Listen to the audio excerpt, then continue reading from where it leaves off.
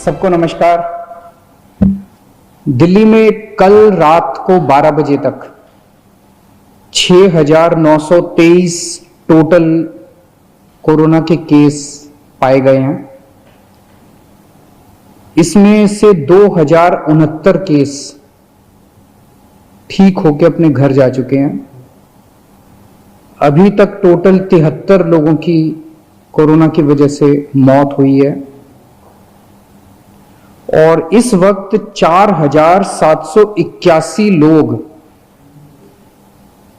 अभी भी कोरोना का इलाज उनका चल रहा है। तो 6,923 में से 4,781 लोगों का इलाज चल रहा है और 2,069 लोग ठीक होकर घर जा चुके हैं। हमने इसको जब एनालाइज किया तो देखा कि 82% लोग जिनकी डेथ हुई है उनमें 82% लोग 50 साल से ज्यादा उम्र के थे। तो देखने में यह आ रहा है कि बुजुर्गों की मौत ज्यादा हो रही है। मैंने पहले भी कहा था और सभी सरकारें भी बार बार बोल रही है कि हमें अपने बुजुर्गों का खास तौर से ख्याल रखना है। सभी बुजुर्गों को भी अपना ख्याल रखना है। घर से बाहर घर से बाहर ना निकलें, सोशल डिस्टेंसिंग का पालन करें, हाथ बार बार धोएं और जो भी प्रिकॉशन ले सकते हैं लें। आपकी जान हम सब लोगों के लिए बहुत कीमती है। सभी बुजुर्गों से मेरी हाथ जोड़ के अपील है। ये जो 6,923 केस पॉजिटिव हुए हैं, इनमें केवल 1,300 केस इस टाइम अस्पतालों के अंदर हैं। 1,476 केस केवल अभी अस्पतालों के अंदर हैं। लगभग मोटे मोटे तौर पे 7,000 केस मान लेते हैं पॉजिटिव हुए। 7,000 में से 1,500 के करीब केस जो हैं वो अस्पतालों के अंदर हैं। बाकी सारे केसेस या तो माइल्ड सिम्टम्स हैं और या एसिम्टोमेटिक हैं। और ये 1,500 केस जो अस्पतालों में हैं, इनमें भी 91 केस ऐसे हैं जो आईसीयू में हैं और 27 केस ऐसे हैं जो वेंटिलेटर पे हैं। इनफैक्ट जो सीरियस केस हैं, एक एक केस पे मैं रोज नजर रखता हूं, रोज उनका पता करता हूं कि क्या उनको कैसे बचाया जाए। किसी को मरने नहीं देना। अपने को कोशिश ये करनी है कि सब लोग सही सलामत जिंदा ठीक होकर अपने घर लौटें। तो हम ये देख रहे हैं कि अधिकतर केस जो है वो माइल्ड या एसिम्टोमेटिक है। लगभग 75% के करीब केसेस एसिम्टोमेटिक या माइल्ड केसेस हैं। उनका अब केंद्र सरकार ने आदेश निकाले हैं कि उनका इलाज अगर हम चाहें तो उनके घर पे भी हो सकता है। उनको अस्पतालों में आने की जरूरत नहीं है। उसका अब हम लोगों ने इंतजाम किया है। जो लोग एसिम्टोमेटिक होते हैं, जो लोग माइल्ड सिम्टम वाले होते हैं, जिनको थोड़ा सा बुखार है, थोड़ा सा खांसी है, ज्यादा दिक्कत नहीं है, उन सब लोगों के घर पे इलाज का हमने इंतजाम किया है।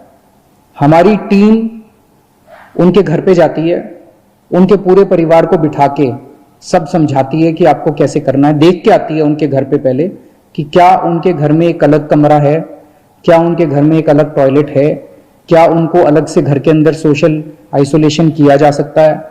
अगर उनके घर में ये सुविधाएं हैं तो फिर उस मरीज को अपने घर में ही उसका इलाज करने की इजाजत दी जाती है। इसमें इलाज तो है ही नहीं कोरोना में, तो वो अपने घर में ही आइसोलेट हो जाते हैं। डेली हमारी टीम की तरफ से उनको फोन जाता है, लगातार उनके टच में रहते हैं, उनको फोन नंबर दे दिया जाता है। अगर उनको किसी भी तरह की तकलीफ हो तो वो हमसे संपर्क में रह सकते हैं।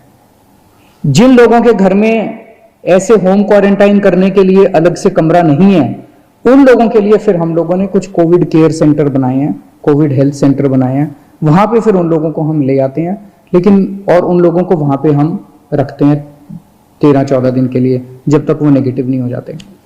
तो ऐसे कम लोग हैं जो कि सीरियस हैं और ऐसे बहुत कम लोग हैं जो कि जिनकी डेथ हो रही है। एम्बुलेंसेस की थोड़ी दिक्कत हो रही थी। मुझे ये बताया गया था कि कुछ लोगों को फोन करने के बाद एम्बुलेंस के लिए कुछ घंटे इंतजार करना पड़ रहा है।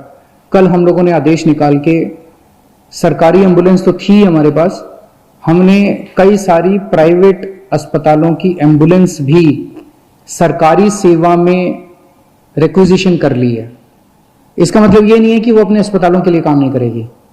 जो एम्बुलेंस प्राइवेट में थी और जो एम्बुलेंस प्राइवेट अस्पतालों की थी वो वहां काम करती रहेंगी, लेकिन अगर उनको फोन जाता है और कोई ड्यूटी सरकारी दी जाती है तो उनको वो सरकारी ड्यूटी भी करनी पड़ेगी। ये आदेश निकाल दिए गए हैं। तो इससे मुझे उम्मीद है, अब कई एम्बुलेंस हो गई हैं, इससे मुझे उम्मीद है, कल काफी सारी प्राइवेट एम्बुलेंसेज रिक्विजिशन की गई हैं दिल्ली के अंदर, इससे मुझे उम्मीद है कि एम्बुलेंस की दिक्कत अब खत्म हो जानी चाहिए। हमारे बहुत सारे ये जो कोविड की लड़ाई है, ये लड़ाई हमारे डॉक्टर्स लड़ रहे हैं, हमारे नर्सेज लड़ रहे हैं, पुलिस के लोग लड़ रहे हैं, सिविल डिफेंस वॉलंटियर्स लड़ रहे हैं, हमारे बहुत सारे टीचर्स हैं जो लगे हुए हैं, हमारे बहुत सारे आंगनवाड़ी वाले, आशा वर्कर्स हैं, बहुत सारे और बहुत सारे लोग हैं जो फ्रंट लाइन पे लड़ रहे हैं और वो अपनी एक तरह से मेहनत कर रहे हैं, जान जोखिम में डाल रहे हैं। हमारा फर्ज बनता है कि इनके लिए हम जो कुछ कर सकते हैं करें, और अभी तक कर भी रहे हैं हम लोग। दिल्ली सरकार उसके बारे में बहुत संवेदनशील है और समय समय पे जो भी हो सकता है हम करते हैं। कल हमने आदेश निकाला था कि हमारा Rajiv Gandhi super speciality hospital, जिसको कोविड हॉस्पिटल में डिक्लेयर किया है, उसके साथ हम लोगों ने 2-3 5 स्टार होटल्स अटैच कर दिए हैं। एक तरह से वो होटल्स भी अस्पताल का हिस्सा बन गए हैं, अस्पताल ने अपनी फैसिलिटीज उधर कर दी है। तो अगर कोई भी कोविड वॉरियर, कोई डॉक्टर, कोई नर्स, कोई टीचर, कोई सिविल डिफेंस वॉलंटियर, इस किस्म के हमारे लोग, अगर कोई भी कोविड वॉरियर बीमार पड़ता है, कोविड हो जाता है उसको, तो उसका इलाज करने के लिए हमने अच्छी व्यवस्था करने के लिए 5 स्टार होटल्स में उसकी व्यवस्था की है। बताइए क्या गलत किया? मुझे तो लगता है कि हमें करना चाहिए, उनके लिए जो कुछ भी कर सकते हैं करना चाहिए। वो रात दिन 24 घंटे हमारे लिए मेहनत कर रहे हैं, अपनी जान दांव पे लगा के कर रहे हैं। उनको कोविड हो सकता है, अगर उनको कोविड हो जाए तो उनको ठीक करने की जिम्मेदारी तो हमारी है ना, फिर पूरे समाज की है, पूरे देश की है। मुझे कल बहुत दुख हुआ जब हमने ऑर्डर पास किया तो विपक्ष के लोगों ने इस ऑर्डर का खूब मजाक उड़ाया, इसकी खूब क्रिटिसिज्म किया कि इन लोगों को स्पेशल सुविधाएं क्यों दी जा रही हैं।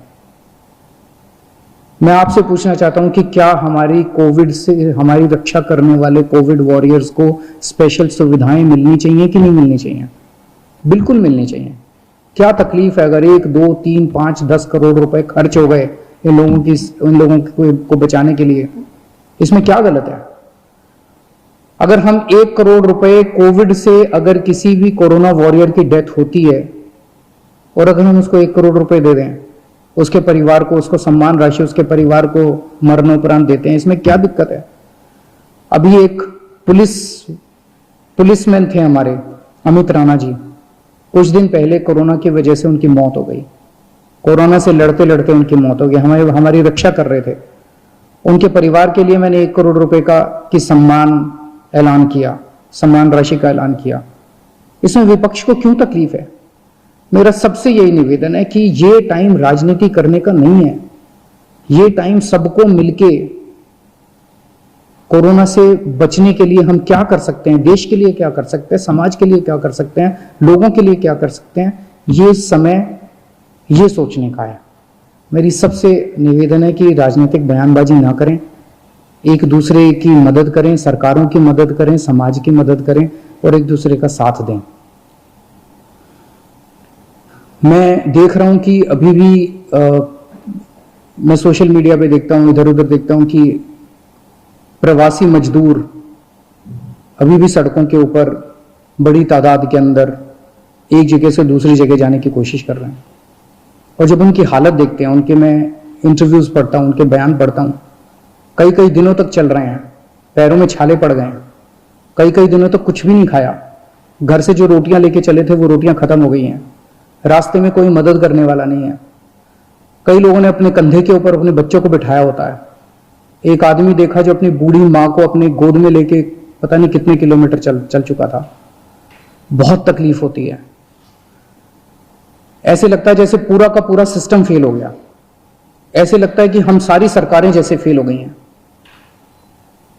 मेरी सब लोगों से निवेदन है, दिल्ली के रहने वाले सब लोगों से निवेदन है कि आपको बिल्कुल चिंता करने की जरूरत नहीं है।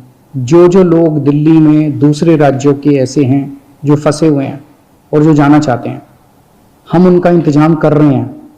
अभी तक हमने आपके खाने और रहने का इंतजाम किया हुआ था। मेरी आपसे निवेदन है, पहला निवेदन तो यह, दिल्ली छोड़ के मत जाइए। बहुत जल्दी ये लॉकडाउन अंतहीन तो होगा नहीं, कभी ना कभी तो खुलेगा, जल्दी खुलेगा, सबको नौकरियां भी मिलेंगी, आपको भी नौकरी मिलेगी, सबको काम मिलेगा, सबको मजदूरी मिलेगी। लेकिन अगर कोई फंसे हुए हैं और जाना ही चाहते हैं, हम आपके लिए ट्रेन का इंतजाम कर रहे हैं। एक ट्रेन मध्य प्रदेश जा चुकी है, एक ट्रेन हमने बिहार भेजी, अभी और ट्रेन का इंतजाम कर रहे हैं। केंद्र सरकार से भी बात कर रहे हैं, दूसरे राज्यों की सरकारों से भी बात कर रहे हैं। थोड़े दिन इंतजाम कीजिए, लेकिन घर से ऐसे पैदल मत निकलिए, ये आपके लिए सुरक्षित नहीं है। कुछ लोगों की ट्रेन से कुचल के मौत हो गई, कुछ लोगों की सड़क हादसे में मौत हो गई, और इतने इतने दिन पैदल चलना बिना खाए पिए, ये भी सही नहीं है।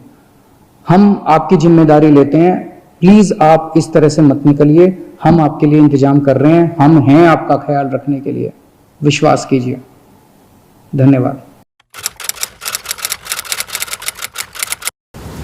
आज की भागदौड़ भरी जिंदगी में इम्यूनिटी को बनाए रखना थोड़ा मुश्किल है, लेकिन मेरे लिए नहीं, क्योंकि मैं इस्तेमाल करता हूं बुराक कलौंजी टैबलेट, जो बनाती है मुझे अंदर से मजबूत। 100% खालिस कलौंजी से तैयार एक आयुर्वेदिक शाहकार बुराक कलौंजी टैबलेट, हर मर्ज की ये दवा जिसमें है शिफा। आज ही खरीदिए।